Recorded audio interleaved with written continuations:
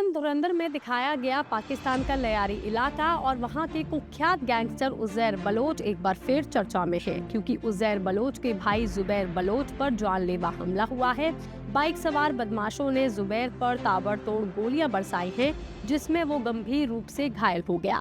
वहीं दो राहगीर भी गोलीबारी की चपेट में आकर के घायल हुए हैं।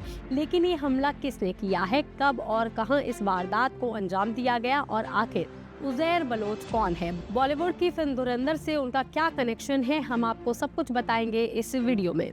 पाकिस्तानी मीडिया रिपोर्ट्स के मुताबिक लियारी इलाके के कुख्यात गैंगस्टर उज़ैर बलोच के भाई जुबैर बलोच को सीने और पेट में गोलियां लगी हैं। उन्हें और बाकी दो घायलों को तुरंत कराची के सिविल अस्पताल ले जाया गया, जहां जुबैर का इलाज और सर्जरी की गई। घायलों में एक राहगीर की हालत भी गंभीर बताई जा रही है। वारदात लियारी के मिर्जा अहमद खान रोड पर हुई है। बताया जा रहा है कि जुबैर बलोच अपने घर के बाहर थे, तभी बाइक सवार हमलावरों ने उन पर फायरिंग शुरू कर दी। हमलावर वारदात को अंजाम देने के बाद मौके से फरार हो गए।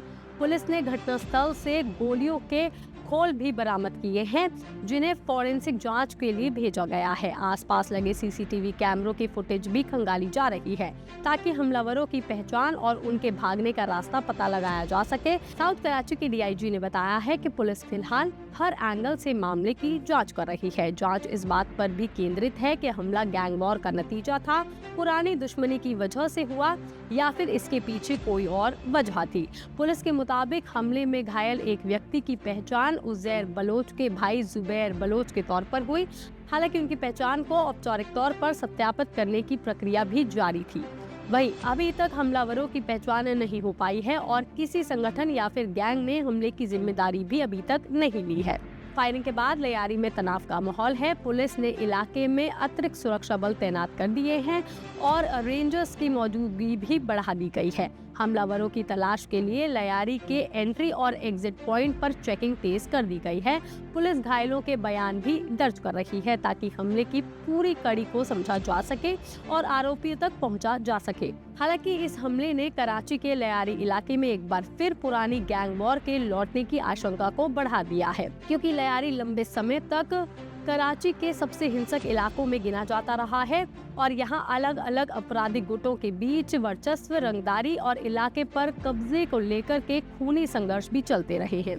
बाद में बड़े पुलिस और सुरक्षा अभियानों के बाद यहां पर अपराध पर काफी हद तक लगाम लगाने की कोशिश की गई थी, लेकिन अब दोबारा वैसा माहौल बन सकता है, क्योंकि इलाके के एक सामाजिक कार्यकर्ता का दावा है कि जुबैर बलोच ने हाल ही में एक राजनीतिक पार्टी ज्वाइन की थी और कुछ महीने पहले ही इलाके में पार्टी के झंडे भी लगाए गए थे। हालांकि तनाव को देखते हुए उस राजनीतिक दल का नाम सामने नहीं आया है और पार्टी की ओर से हमले पर कोई आधिकारिक बयान भी नहीं आया है।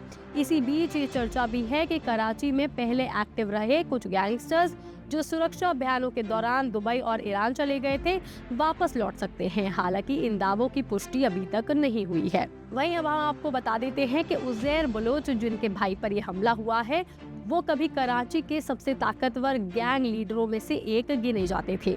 वो पीपल्स अमन कमेटी यानी कि पीएसी के प्रमुख रहे और लंबे वक्त तक कराची के लियारी इलाके में उनका दबदबा भी था, क्योंकि वो कुख्यात गैंगस्टर अब्दुल रहमान उर्फ रहमान डकैत के चचेरे भाई थे। रहमान डकैत के मारे जाने के बाद उज़ैर ने ही उनके गैंग की कमान संभाली थी और धीरे धीरे लियारी पर अपना कब्जा जमा लिया था। साल 2025 में आई रणवीर सिंह की फिल्म धुरंधर और उसके बाद 2026 में आई धुरंधर 2 भी इसकी कहानी इसमें दिखाई गई थी। फिल्म के जरिए पाकिस्तान के लियारी और वहां की आपराधिक दुनिया, जिसमें रहमान डकैत और उनके भाई उज़ैर बलोच की कहानी भी दिखाई गई थी।